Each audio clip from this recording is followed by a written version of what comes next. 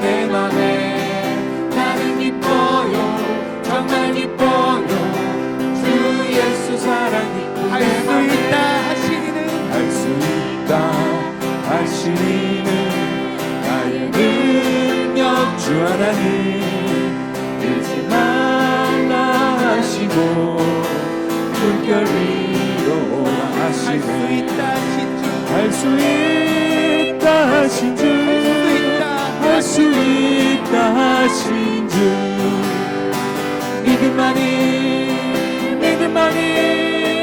능력이라 하시네 믿음만이 능력이라 하시네 할 수 있다 하시니 나의 능력 주 하나님 나를 바라보시고 능력 주시네 할 수 있다 하신 주 할 수 있다 하신 주 사랑만이 능력이라 하시네 사랑만이 능력이라 하시네 할 수 있다 하시니 나의 능력 주 하나님 주저 말라 하시고 십자가를 지라 하시네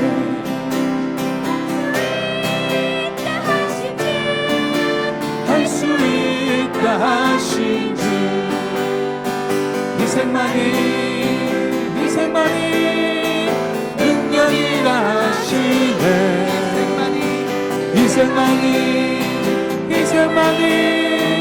능력이라 하시네 할 수 있다 하시니 나의 능력 주 하나님 잊지 말라 하시고 성령 충만하게 하시네 할 수 있다 하신 주 할 수 있다 하신 주 성령만이 능력이라 하시네 성령만이 능력이라 하시네 아멘. 주님께서 우리에게 할 수 있다 말씀하셨습니다. 하나님께서 우리에게 할 수 있다라고 말씀하시는 건 우리의 힘과 능력이 아니라 하나님께서 해 주시겠다라는 약속임을 믿으시기를 바랍니다. 그 약속을 믿고 우리 이 찬양의 고백이 우리의 믿음의 고백이 되기를 간절히 원합니다. 왜 나만 겪는 고난이냐고 찬양 드리겠습니다.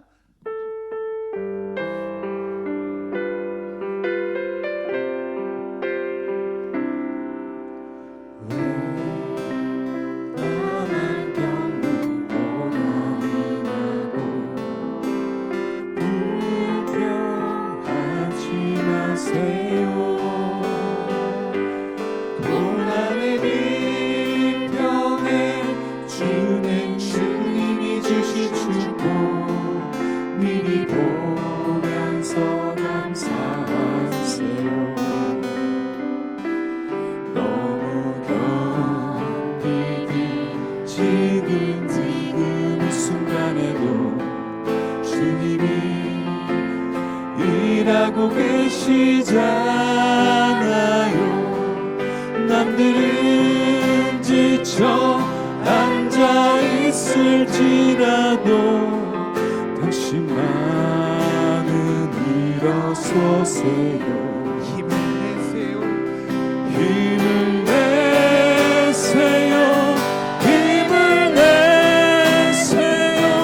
주님이 손잡고 계시잖아요. 주님이 나와 함께함을 믿는다면 어떤 역경도 이길 수 있잖아요. 다시 한번 찬양하겠습니다. 왜 나만 겪는 고난이냐고. 왜 이런 슬픔 찾아왔는지, 원망하지 마세요.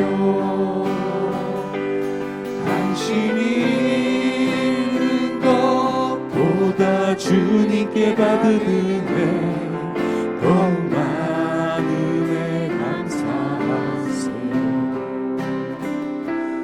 너무 견디기 힘든 지금 이 순간에도 주님이 일하고 계시잖아요.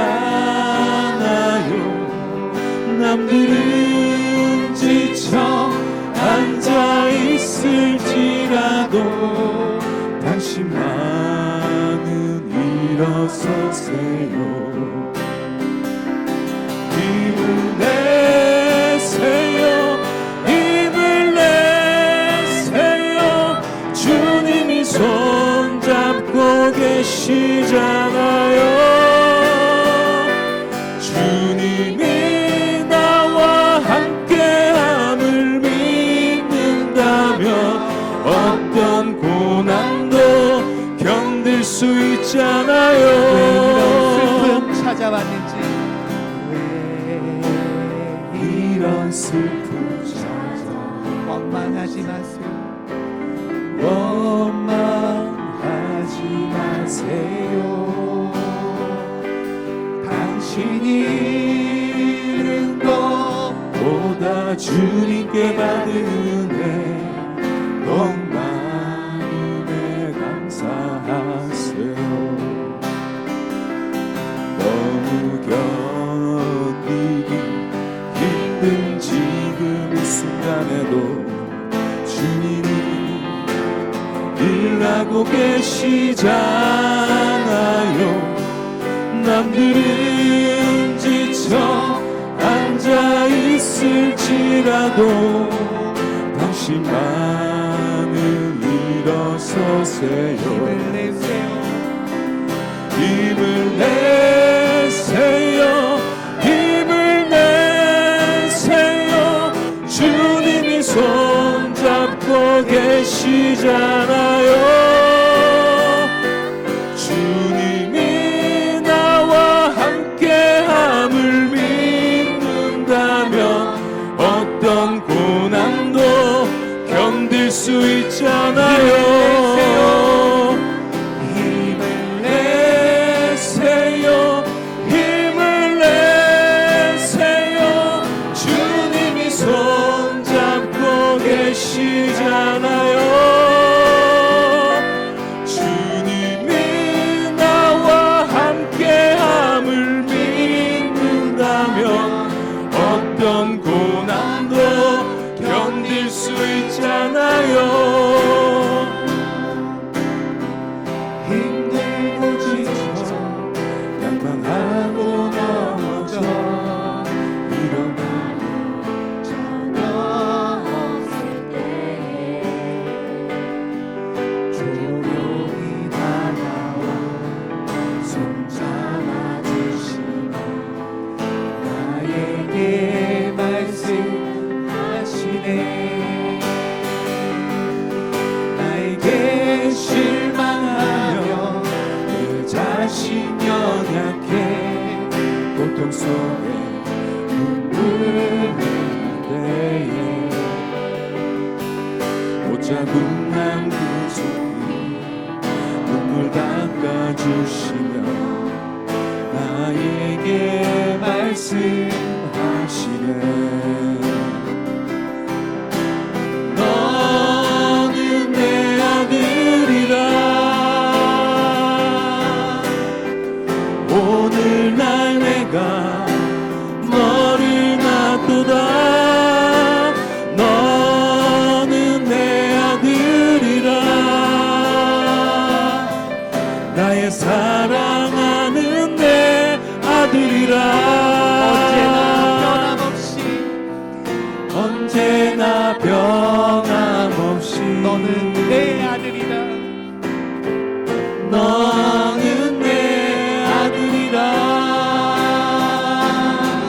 나의 십자가 고통 내 삶의 그 고통으로 내가 너를 낳았네.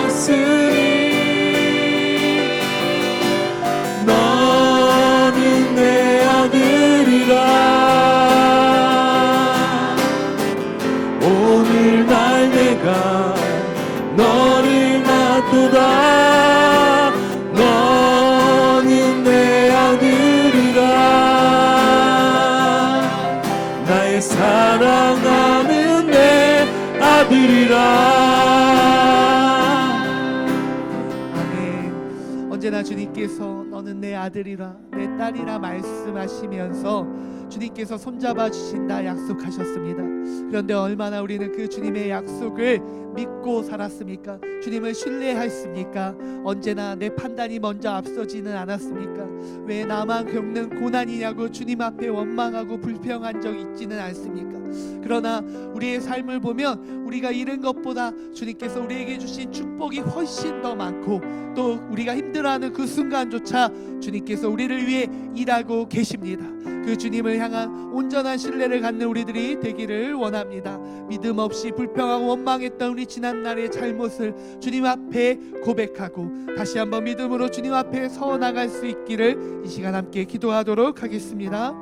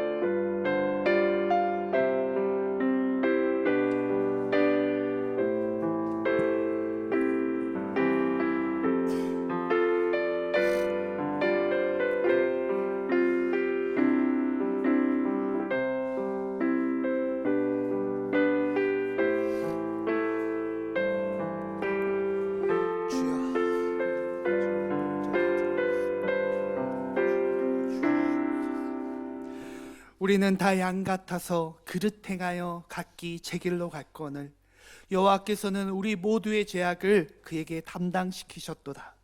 그가 찔림은 우리의 허물 때문이요 그가 상함은 우리의 죄악 때문이라. 그가 징계를 받음으로 우리는 평화를 누리고 그가 채찍에 맞음으로 우리는 나음을 받았도다. 아멘. 사랑이 많으신 하나님, 주님께서 우리를 위해서 모든 것을 다 행하여 주시고 이루어 주셨는데, 우리는 자그마한 시험과 고난에도 하나님을 원망하고 어디로 갈지 몰라 두려움에 떨었던, 두려움 속에서 갇혀서 방황했던 믿음 없는 모습을 보였습니다. 주님, 우리의 잘못을 용서하여 주시옵소서. 이제는 우리가 주님만을 온전히 신뢰하면서 살아가기를 간절히 원합니다. 주님을 향한 온전한 믿음을 회복하여서 어떠한 상황과 형편 속에서도 주님을 찬양하고 주님을 믿고 신뢰하며 우리의 십자가를 지고 주님의 길을 따라가는 믿음의 백성들이 다 되게 하여 주시옵소서. 예수님의 이름으로 기도드립니다. 아멘. 나는 전능하신 아버지 하나님, 천지의 창조주를 믿습니다. 나는 그의 유일하신 아들 우리 주 예수 그리스도를 믿습니다.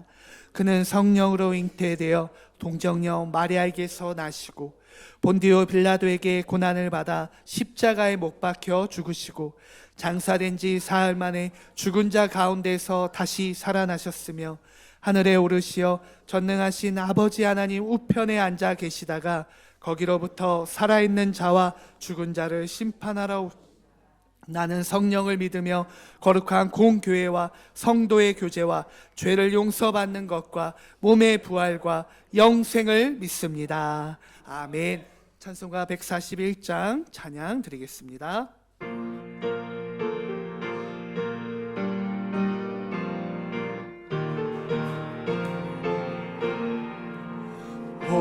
호산나 호산나 다 노래 부른다.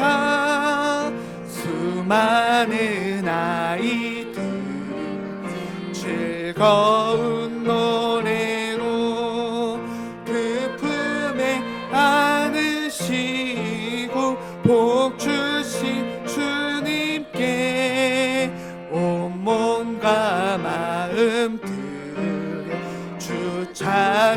합니다. 저 감난산 길 따라 금물이 따르며 그 손에 종려까지 흔들며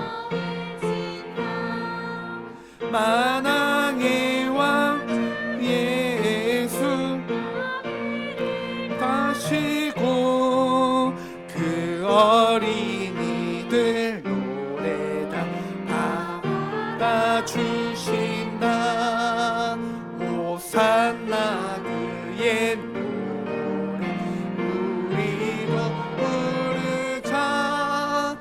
주 예수 우리 구주 우리의 전능왕 온몸 마음을 다해 주 소리 높여서 영원히 기쁜 노래 주 앞에 드리자. 아멘.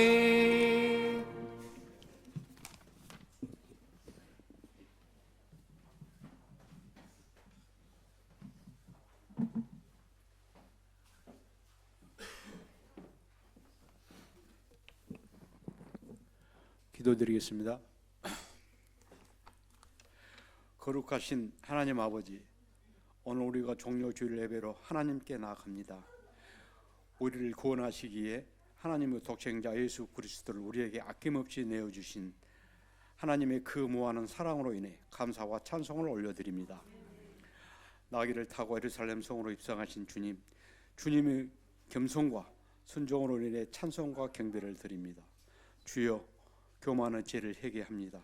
허영과 질투의 죄를 회개합니다. 예수 그리스도의 보혈로 정결케 하여 주시옵소서. 예수님께서 겸손하심으로 나귀를 타시는 것처럼 우리도 교만을 버리고 겸손해지게 하시옵소서. 미움과 다툼의 죄를 회개합니다. 화내지 않으시고 위협하지 않으시고 어린 양으로 묵묵히 십자가의 길을 가셨던 예수님처럼 온유함으로 행하게 하옵소서.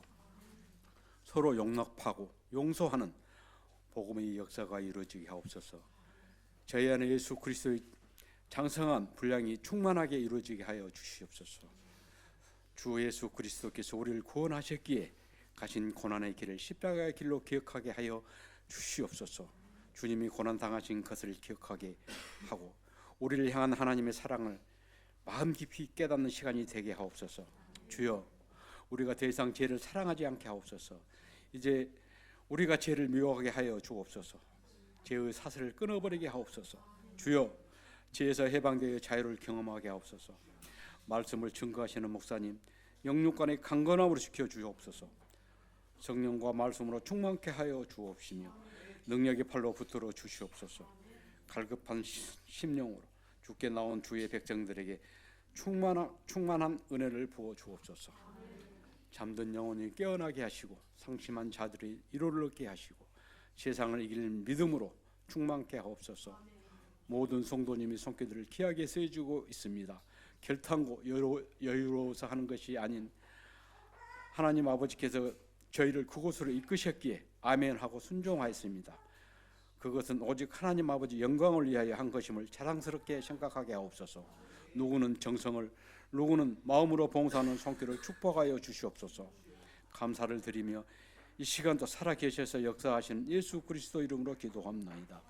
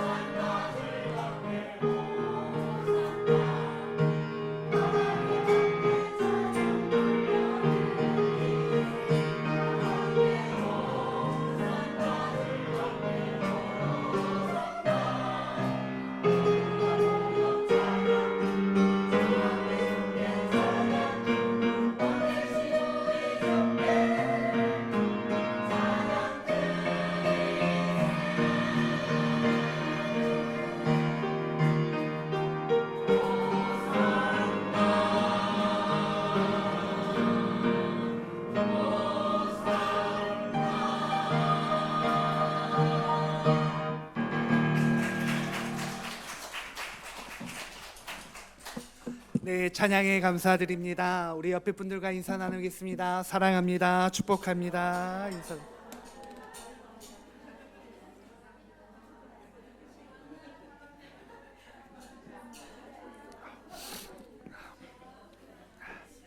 네, 우리 함께 외울 말씀 우리 하도록 하겠습니다. 시편 73편 27절에서 28절 말씀이죠. 바로 여기 끝나면 28절로 넘어가서 하도록 하겠습니다. 시작. 주님을 멀리하는 사람은 망할 것입니다. 주님 앞에서 정절을 벌이는 사람은 주님께서 멸하실 것입니다. 하나님께 가까이 있는 것이 나에게 복이니 내가 주 하나님을 나의 피난처로 삼고 주님께서 이루신 모든 일들을 전파하려 합니다. 시편 73편 27절부터 28절 말씀. 아멘. 네, 이 말씀 그대로 이번 한 주 동안도 살아내는 거룩한 삶을 살아내시기를 간절히 소망합니다. 네, 오늘은 종려주일이면서 또 고난주간이 시작되는 날입니다. 2000년 전 호산나 다윗의 자손 예수여라고 많은 사람들이 주님을 향해서 소리치고 열광했지만 그 열광이 며칠 뒤 뒤바뀌어서 주님을 십자가로 못 박으라고 소리쳤습니다. 우리도 주님께 때로는 열광하지만 때로는 주님과 너무나도 상관없는 또 주님을 오히려 근심케 하는 죄 가운데에 아직도 머물고 있지는 않습니까? 이번 고난주간 한 주 동안 우리 자신의 모습을 깊이 묵상하여서 주님 앞에서 그 십자가를 지겠다는 결단, 나의 죄악을 끊어내고 주님께서 걸어가신 그 길로 나아가겠다는 그 결단이 세워지고 부활의 기쁨을 맞이하는 그런 시간이 다 되시기를 간절히 소망합니다. 다음 주는 자연적으로 부활주일이죠. 부활주일이어서 성만찬 예식을 거행합니다. 우리 담당하시는 분들은 준비해 주시고요. 경건한 예식이 될 수 있도록 함께 참여 부탁드리겠습니다. 예배 후에는 정기 재직회로 이 시간 모입니다. 서리 집사 이상 되시는 분들은 다 참석해 주시기를 바랍니다. 오늘 지난주에 우리 너무나도 행복하고 즐거운 시간을 보냈죠. 레크레 시간을 가졌습니다. 그래서 1등부터 그쵸? 우리 하나님 주님의 마음을 품고 섬겼던 그쵸? 우리 4등 목장까지 그쵸? 4등 했던 목장까지 우리 각 상금을 골고루 이렇게 다 분배 받았는데 오늘 이제 첫 번째 맞는 목장별 식사죠. 식사 장소는 다 정해지셨나요? 네, 그냥 집에 가지 마시고 목장별로 꼭 모여서 함께 우리 첫 모임이잖아요. 함께 꼭 식사하시고 또 그렇게 마음에 또 기쁨이 되신 분은 또 식사 끝나고 그냥 헤어지지 말고 차 한 잔 쏘시고 누가 그렇죠? 우리 이목장이죠. 이건명 장로님, 신서희 권사님 지난주에 못 오셔서 꼴찌했어요. 물론 두 분 때문은 아니지만 나머지 분들이 너무 마음이 좋아가지고 이렇게 막 적극적으로 승부욕을 발휘하지 않으셨다고 말할 수는 없지만 네. 아 그래요? 아무튼 그랬습니다. 할 때 다 우리 받은 것 가지고 기쁨으로 식사하시고 또 차도 첫 모임이니까 차도 한잔 하시면서 그렇게 친교 나누셨으면 좋겠습니다. 네.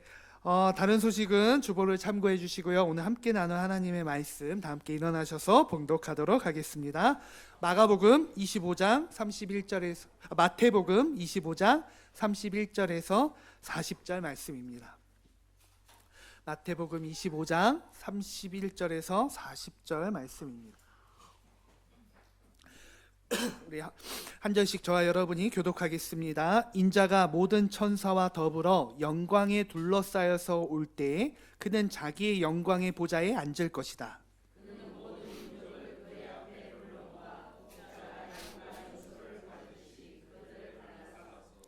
양은 그의 오른쪽에 염소는 그의 왼쪽에 세울 것이다.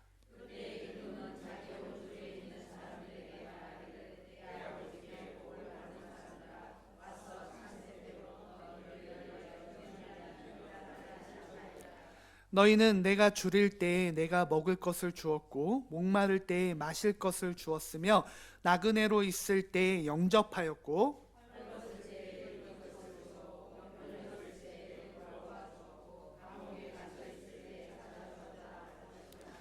그때 의인들은 그에게 대답하기를 주님 우리가 언제 주님께서 줄이신 것을 보고 잡수실 것을 드리고 목마르신 것을 보고 마실 것을 드리고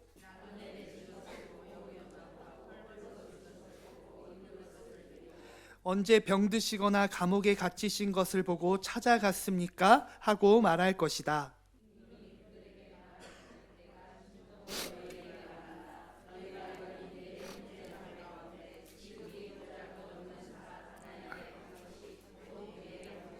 할 것이다. 아멘. 이 말씀은 저와 여러분에게 주시는 하나님의 말씀입니다.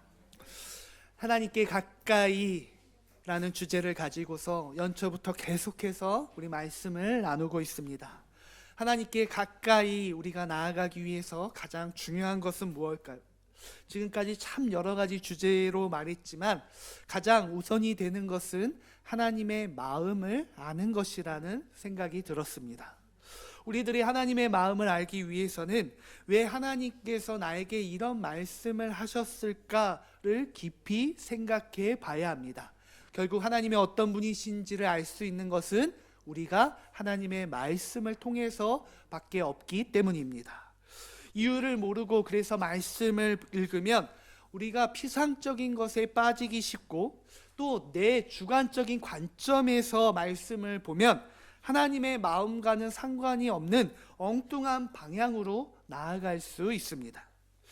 파울로 코엘료의 책 흐르는 강물처럼에서 선방 고양이의 가르침이라는 글에 나오는 일본의 고사입니다. 제가 한번 읽어보겠습니다.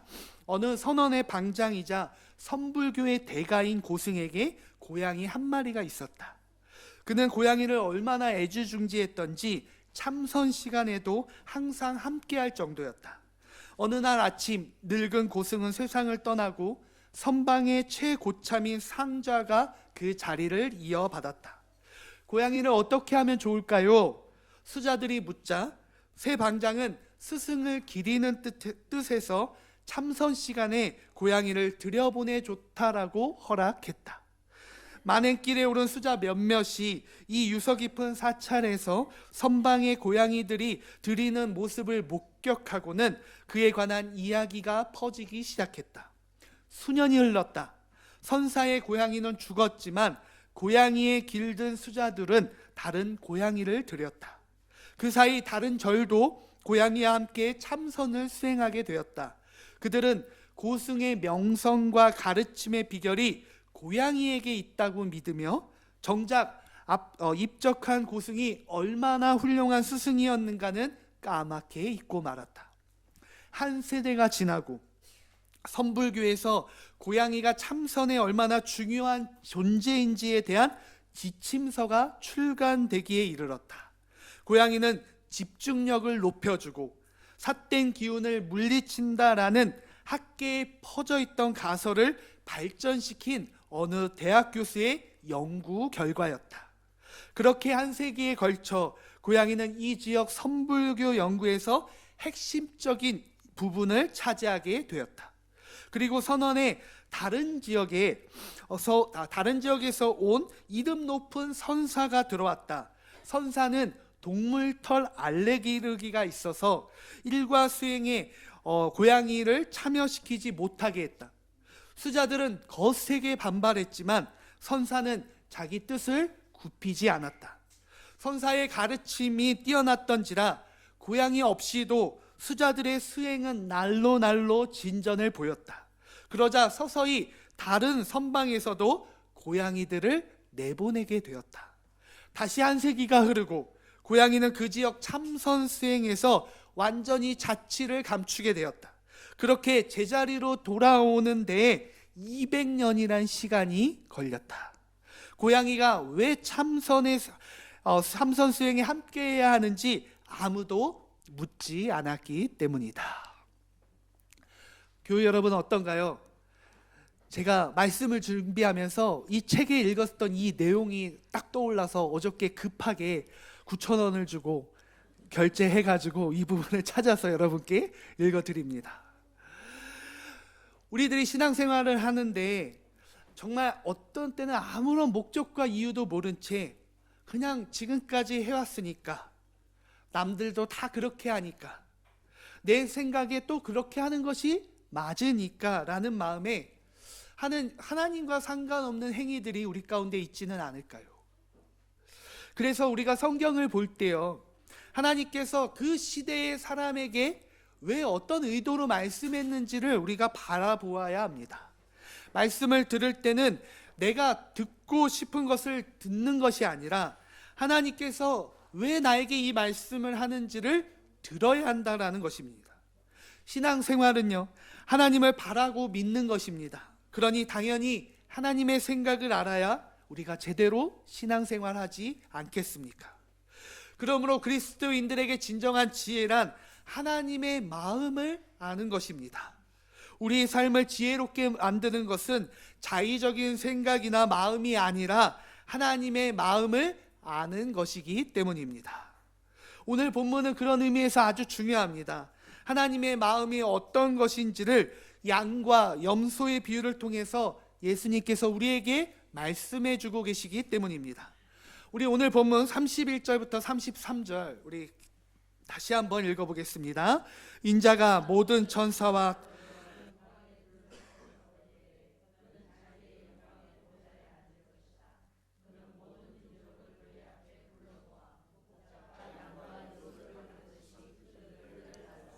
양은 그의 오른쪽에, 염소는 그의 왼쪽에 세울 것이다. 아멘.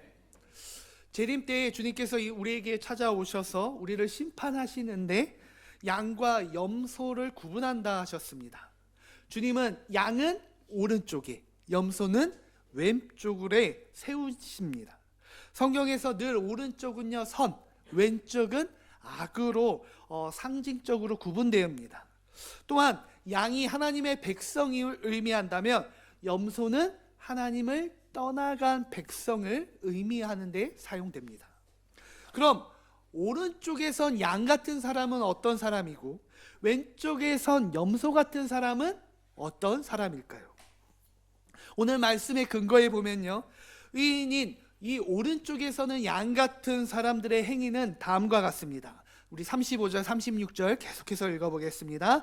너희는 내가 줄일 때에 내가 목마를 때에 마실 것을 주었으며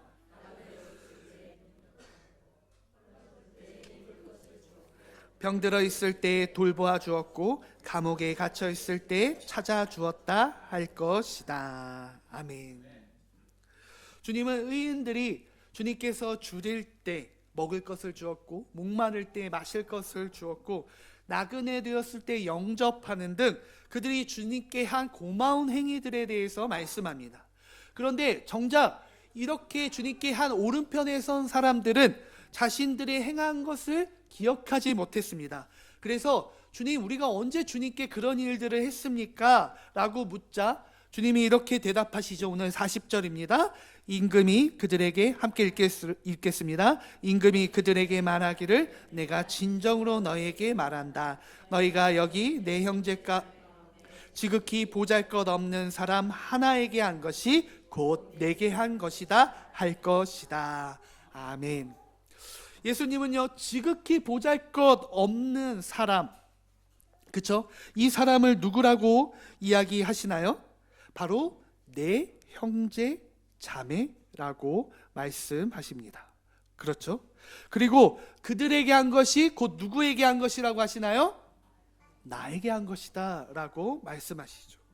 이렇게 주님을 대접한 의인들은요, 하나님 나라를 상속받는다 라고 주님께서 축복해 주셨습니다. 그러나 주님의 왼편에 선 사람들에게는 반대의 상황이 벌어집니다. 임금은 왼쪽에 서 있는 사람들에게 저주를 하면서 영원한 형벌에 처할 것을 명령합니다. 오늘 본문 41절부터 43절 우리 함께 읽어보겠습니다. 그때의 임금은 왼쪽에 있는 사람들에게도 말할 것이다. 저주받은 자들아, 내게서 떠나서 악마와 그 졸개들을 가두려고 준비한 영원한 불 속으로 들어가. 너희는 내가 줄일 때 내게 먹을 것을 주지 않았고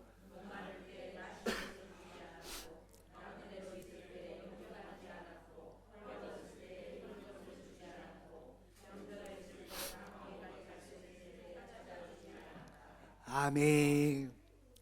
임금이 그들을 벌하는 이유를 요약하면요, 딱 하나죠. 한마디로 임금이 힘들고 어려웠을 때, 고통스러울 때 그들이 주님께 아무것도 하지 않았기 때문입니다.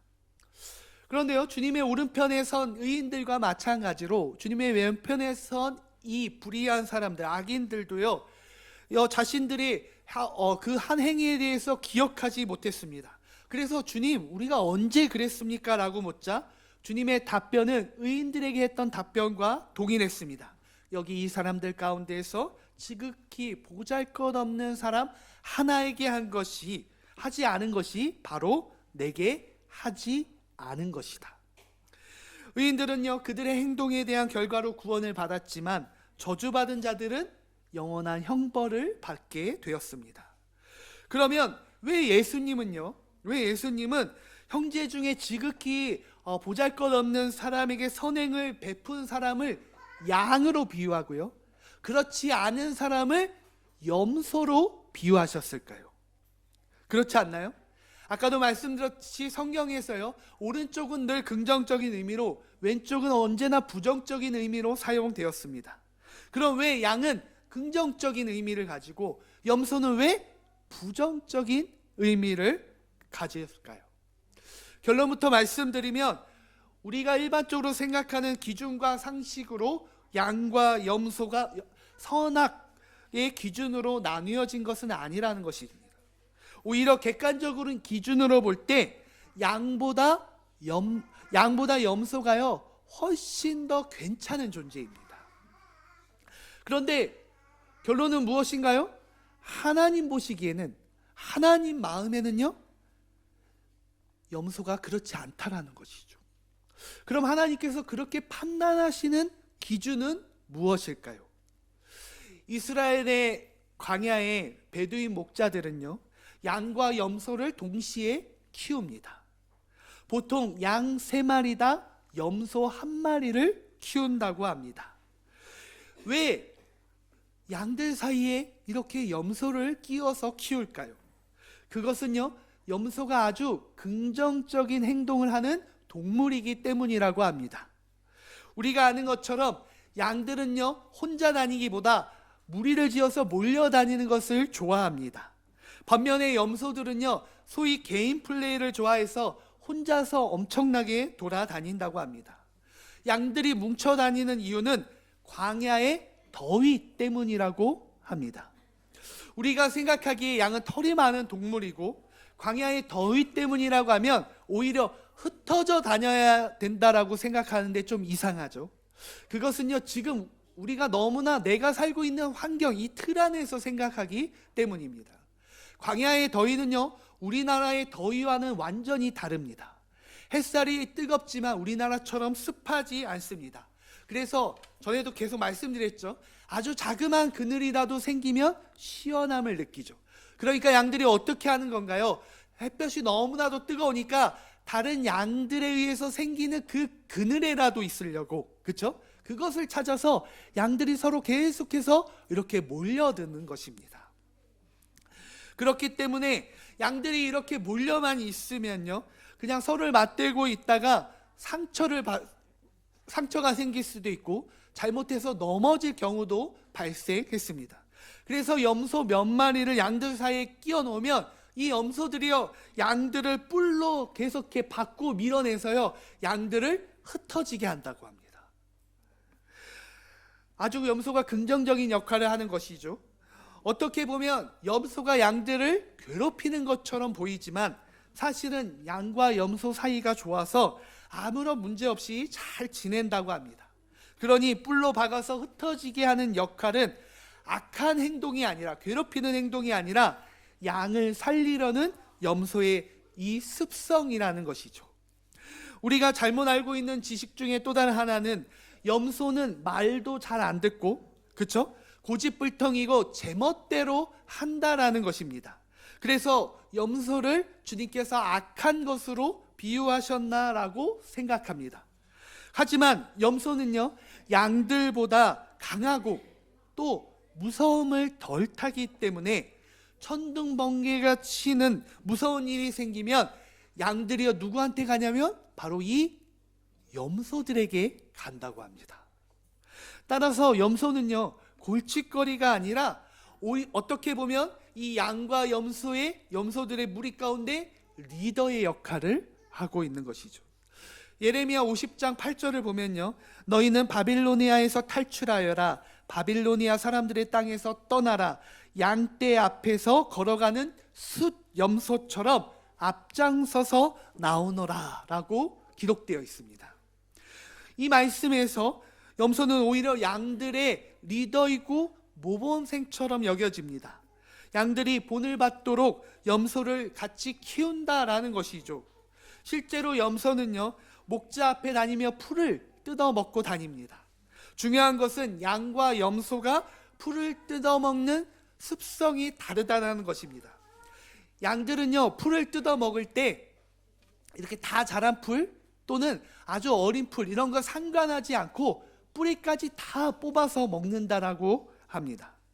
그래서 이스라엘 같이 척박한 환경에서 양만 키우게 되면요 당장에 다음에 내년에 먹을 풀들이 다 사라지게 되는 것이죠. 뿌리까지 다 뜯어 먹으니까요. 그런데요 염소는 이런 양들과 달리 다 자란 풀의 잎사귀만을 아주 살살 뜯어 먹는다고 합니다. 재미있는 것은요 이 소수의 염소들이 이렇게 살살 뜯어 먹는 것을 양들이 보면 양들이 염소처럼 똑같이 그렇게 따라서 먹는다고 합니다. 그러니까 먼저 가서 풀을 뜯어 먹는 염소를 보고 뒤따라온 양들은 다 자란 이 염소의 방식대로 다 자란 잎사귀만을 살살 뜯어 먹어서 척박한 환경에서 풀이 내년에도 다시 자랄 수 있도록 보존할 수 있게 된다라는 것이죠. 어떤가요? 점점 알면 알수록 그렇죠? 굉장히 신기하지 않습니까? 염소가 모범생으로서 이렇게 역할을 하는 것도 중요한데요. 더 중요한 염소의 역할이 있습니다. 뭐냐면 유대 광야는요 험준한 지형으로 낭떠러지가 참 많습니다. 그런데 양들은요 겁이 많아서 목자가 아무리 오라고 해도 잘 따라가지 않는다라고 합니다. 목자를 믿지 못하는 거죠. 하지만 염소는요 겁이 없어서요 그들이 직접 그 앞장서서 나아간다라고 합니다. 그러면 염소가 지나간 자리의 뒤를 이 양들이 그대로 따라온다라고 합니다. 또한 양이 주인에게 순종을 잘하고 염소는 불순종해서 뿔을 가지고 주인을 들이받는다라고 생각하는데 그것도 사실이 아닙니다. 이스라엘과 요르단의 그 광야에 있는 염소들은 그렇지 않습니다. 양과 마찬가지로 염소의 목에도 줄이 달려있지 않습니다. 양처럼 염소도 목자를 잘 따라다닌다라는 반증입니다. 그럼 여러분 우리에게 질문이 들죠? 왜 주님은 그렇죠 우리 생각에는 염소를 오른쪽에 둬야 하는 상징으로 사용하고 양을 왼쪽에 두는 상징으로 사용해야 하는데 왜 주님은 또 성경에서는 왜 이것을 반대로 사용하고 있을까요? 모든 면에서 염소는 양보다 뛰어나고 리더십도 있고 그렇죠? 모범적인 행동을 하는데도 말입니다. 주인이 염소를 악인으로 표현하는 것에는 딱 한 가지 이유밖에 없습니다. 양과 염소의 딱 한 가지 차이에 있습니다. 뭐냐면 염소가 양보다 이기적인 동물이라는 사실입니다. 염소가 비록 모범적이긴 한데 다른 양들 그리고 자신과 같은 다른 염소들에 대한 배려심이 없습니다. 목자는 저녁이 되면요 양과 염소를 집으로 다시 가축으로 데리고 와서 마지막 먹이를 준다고 합니다. 이때 목자는요 꼭 양과 염소를 분리시켜서 마지막 염소를 준다고 합니다. 같이 먹이를 주면요, 먹게 하면요, 염소가 먹이를 독차지하기 때문입니다. 양은 풀을 먹거나 물을 마실 때 병이 들거나 어린 양들이 먼저 먹게 하는 습성이 있다고 합니다. 약자들에 대한 배려가 있는 것이죠. 그러나 염소는 다른 양이나 그렇죠? 염소가 먹든 마시지 못하든 상관하지 않고 자기 배만 불린다라는 것입니다. 바로 이 차이 때문에 주님은 염소를 악하다라고 하신 것입니다. 작은 자들에 대한 배려하지 않는 것이 주님 보시기에 악한 것이죠. 교회 여러분, 우리는 여기에서 아주 중요한 신앙적인 원리를 깨닫게 됩니다. 내가 가지고 있는 장점, 모범적인 행동들, 내가 발휘하고 있는 건강한 리더십들이 주님의 상급과 심판을 가르는 기준이 되지는 않는다라는 것입니다. 그럼 어떤 기준입니까? 헐벗고 배고픈 자, 그리고 병든 자들을 배려하고 그들에게 사랑을 베푸는 것이 주님께서 상급과 심판을 가르는 기준이라는 말씀입니다. 예수님께서 제자들에게 하신 말씀은요, 우리가 하나님 앞에 설 때 하나님께서 우리에게 물으시는 것은 내가 얼마나 오래 혹은 얼마나 잘 나를 믿었느냐가 아니라는 것이죠. 하나님은 우리에게 이렇게 물으실 겁니다. 내가 가난한 사람, 목마른 사람, 헐벗은 사람, 나그네 신세가 된 사람, 병든 사람, 감옥에 억울하게 갇힌 사람들에 대해서 얼마나 내가 마음을 다해 그들에게 다가갔느냐,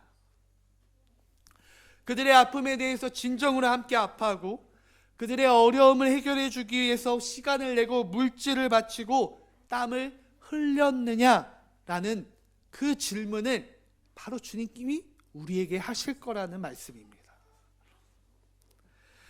교회를 가리켜서 바울은요, 그리스도의 몸이라고 했습니다. 교회가 그리스도의 몸이라는 말은요, 교회의 교회됨은 그리스도의 손과 발이 되는 것이라는 말이죠. 손과 발은 어떤 것입니까? 생각하고 판단하는 기능을 하는 것이 아닙니다.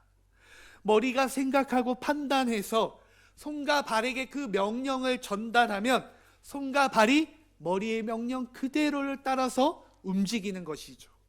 교회도 마찬가지입니다. 교회는요, 인간의 생각대로 인간의 우선순위에 입각하여서 따라가는 것이 아니라 하나님의 말씀에 입각하여서 주님의 생각대로 움직여야 합니다. 병든 사람을 고쳐주고 배고픈 사람을 먹이신 주님, 세상살이에 지쳐서 살맛을 잃어버린 그 사람들에게 찾아가 그들의 삶의 희망을 주셨던 그 주님, 바로 그 주님의 손과 발이 되는 것이 바로 교회의 본질입니다. 이 본질적인 사명을 감당하기 위해서 우리가 하나님의 말씀을 배우고 하나님의 뜻을 배우고 우리의 믿음을 성장시키고 성숙시키는 그 훈련을 받는 것이 교회이죠. 그 목적을 잃어버리고 우리는 너무나 그 두 번째, 그 목적을 이루기엔 부가적인 교회의 기능만을 생각하면서 살아가는데 우리의 문제가 있습니다. 제가 말씀을 준비하면서요, 인터넷 예화집에서 본 이야기인데요, 너무나 울림이 되는 이야기라서 함께 이 시간 나누기를 원합니다. 예레미야 스티펙이라는 목사가 예배가 있는 일요일 오전 자신이 담임 목사로 부임하게 되는 그런 교회 근처에 노숙자로 변신해서 주변을 어슬렁거렸습니다. 교인 중에 그에게 다가와 말을 걸어온 사람은 단 3명에 불과했습니다. 이 스티펙 목사는 좀 더 적극적으로 교회로 향하는 교인들에게 배가 고파서 그러니까 좀 잔돈 좀 달라라고 구걸했습니다. 하지만 그 어느 누구도 그에게 관심을 가지지 않았습니다. 예배 시간이 되어 교회에 들어간 이 스티팽 목사는 맨 앞자리에 앉았지만 예배위원들의 저지와 차가운 시선을 받으며 맨 뒷자리로 옮겨졌고 겨우 예배에 참석할 수 있었습니다. 이윽고 새로운 목사가 부임했다는 광고 시간, 맨 뒷자리의 스티팽 목사는 노숙인 차림 그대로 강단에 올랐고 교인들은 경악했습니다. 그리고 그는 곧장 오늘 우리가 읽은 본문이죠, 마태복음 25장 31절부터의 말씀을 계속해서 읽어 내려갔습니다. 내가 줄일 때에 너에게 먹을 것을 주었고 목마를 때에 마시게 하였고 나그네 되었을 때 영접하였고 여기 내 형제 중에 지극히 작은 자 하나에게 한 것이 곧 내게 한 것이라. 이 구절은 예수 그리스도의 양과 염소의 비유로 누가 양인지 염소인지를 단적으로 보여주는 대목입니다. 스티팽 목사가 이 말씀을 마치자 회중은 심하게 얻어맞은 듯한 표정을 하고 있었고 교인들 중에는 흐느껴 우는 사람이 속출했습니다. 대부분의 교인들은 부끄러움에 고개를 숙이고 있었다고 합니다. 스티팽 목사는 자신이 오늘 겪은 일들을 말하며 오늘 아침 교인들이 모이는 것을 봤다. 하지만 예수 그리스도의 교회는 아니었다. 세상에는 교회들이 많다. 하지만 예수의 제자는 부족하다. 여러분들은 언제 예수의 제자가 될 것입니까? 라는 말을 남기고 예배를 마쳤다라고 합니다. 교회 여러분, 하나님의 마음이 어떠하신지, 하나님의 마음이 어디로 향하고 있는지, 우리에게 또한 그래서 무엇을 원하시는지 오늘 말씀을 통해서 우리는 아주 명확하게 알게 되었습니다. 이제 우리의 결단만이 남은 것이죠. 하나님께 쓰임받는 소명, 하나님께서 기뻐하시는 일이란 하나님께서 마음에 드시는 일을 하는 것이죠. 하나님이 원하시는 일을 하는 겁니다. 하나님께서 우리에게 가장 원하시는 일, 가장 기뻐하시는 일, 이것이 곧 나에게 한 것이다 라고까지 말씀하셨던 바로 그 일, 내 형제자매 가운데 지극히 보잘것없는 사람 하나를 우리가 정성껏 돌보는 일입니다. 교회 여러분, 우리가 이 하나님의 마음을 품고 우리가 형제자매를 예수님처럼 대할 때 하나님께서 정말 기뻐하시고 우리의 그 섬김으로 인해 이 땅에 꿈과 소망이 가득하게 될 것입니다. 이러한 결단으로 지극히 보잘것없는 사람을 주님처럼 대하며 섬겨서 왼편이 아니라, 그렇죠, 염소처럼 다른 것은 다 잘하는데 주님이 가장 원하시는 것을 하지 않아서 왼편에서는 심판받는 쪽이 아니라 오른쪽에 선 의인이 된 삶을 사시기를 주님의 이름으로 간절히 축원드립니다. 우리 이 말씀을 생각하면서 이 찬양 함께 드릴 텐데요, 하나님의 마음, 그 마음을 품게 되는 결단의 찬양이 되기를 간절히 원합니다. 우리 아버지 당신의 마음이 있는 곳에 찬양하겠습니다.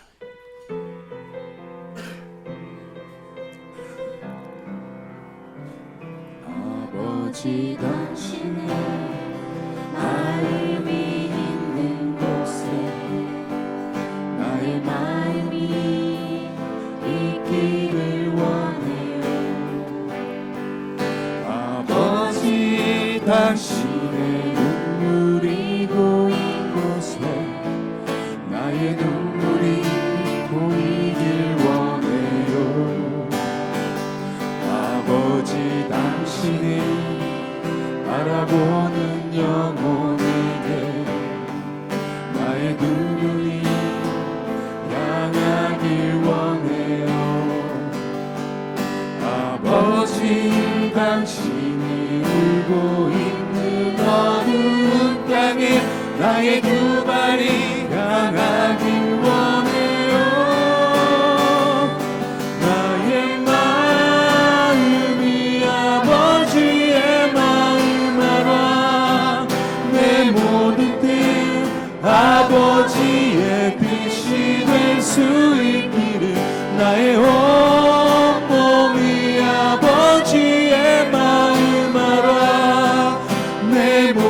삶 당신의 삶 우리 다시 한번 찬양하겠습니다. 아버지 당신의 마음이 있는 곳에 아버지 당신의 마음이 있는 곳에 나의 마음이 있기를 원해요. 아버지 당신의 눈물이 고인 곳에 나의 눈물이 고이길 원해요. 아버지 당신의 바라보는 영혼에게 나의 두 눈이 향하길 원해요. 아버지 당신이 울고 있는 어두운 땅에 나의 두 발이 향하길 원해요. 나의 마음이 아버지의 마음 알아. 나의 마음이 아버지의 마음 알아. 내 모든 뜻 아버지의 뜻이 될 수 있기를 나의 온몸이 아버지의 마음 알아. 내 모든 삶 당신의 나의 삶 마음이 되기를. 아버지의 마음 알아. 나의 마음이 아버지의 마음 알아. 내 모든 뜻 아버지의 뜻이 될 수 있기를 나의 온몸이 아버지의 마음 알아. 내 모든 삶 당신의 삶 되기를. 살아가신 하나님, 우리가 하나님을 사랑한다 고백하면서 했던 수많은 행위들, 하나님 그 행위들이 정작 하나님을 사랑하는 마음을 담아서 하나님께서 원하시는 일, 하나님께서 기뻐하시는 일을 위해서 하는 행위였는지, 아니면 그저 습관처럼 남들이 다 하면서 아무런 질문도 하지 않고 아무런 마음도 담기지 않은 채 하나님 우리에게 했던 행위들은 아닌지 하나님 이 시간 깨닫게 하여 주시기를 원합니다. 하나님의 마음을 이 시간 우리에게 품게 하여 주시옵소서. 하나님의 생각을 우리에게 깨닫게 하여 주시옵소서. 그래서 하나님 마음이 있는 곳에 우리의 마음이 있고 하나님이 눈물 흘리며 바라보는 그곳에 우리의 두 눈이 향하게 하여 주시옵소서. 그래서 정말 하나님의 마음을 하나님을 대하는 그 마음으로 하나님 지극히 작은 사람, 하나님 그 한 사람에게 우리의 마음과 정성을 쏟으며 주님처럼 대하며 섬길 수 있는 우리 모두가 되게 하여 주시옵소서. 하나님을 의지하며 주님 손꼭 붙들고 성령에 의지하며 한 주를 살았습니다. 그래서 안전했습니다. 그리고 수고한 대로 삶의 수확도 얻었습니다. 하나님 그중 일부를 주님께 기쁜 마음으로 올려드립니다. 모아진 예물들 복의 근원으로 사용하게 하시고 세분을 사용하는 우리 교회가 복의 근원이 되게 하셔서 예물을 드린 손길과 가정이 복의 근원이 되게 하여 주시옵소서. 이제는 하나님의 마음을 품고 보잘것없는 지극히 작은 사람 한 명에게도 정말 주님을 섬기는 그 마음처럼 최선을 다해서 섬기며 살아가겠다 결단하며 다짐하고 나아가는 주의 백성들에게 전능하신 하나님의 무한하신 은혜와 우리 주 예수 그리스도의 측량할 수 없는 사랑과 우리를 온전히 진리 가운데로 인도하시는 성령님의 역사 동행 인도하심이 지금부터 영원까지 함께 하시기를 간절히 축원하옵나이다. 아멘. 주여,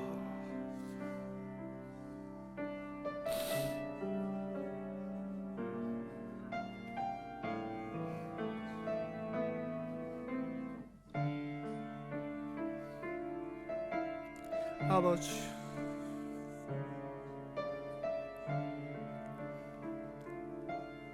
하나님 껴주시오.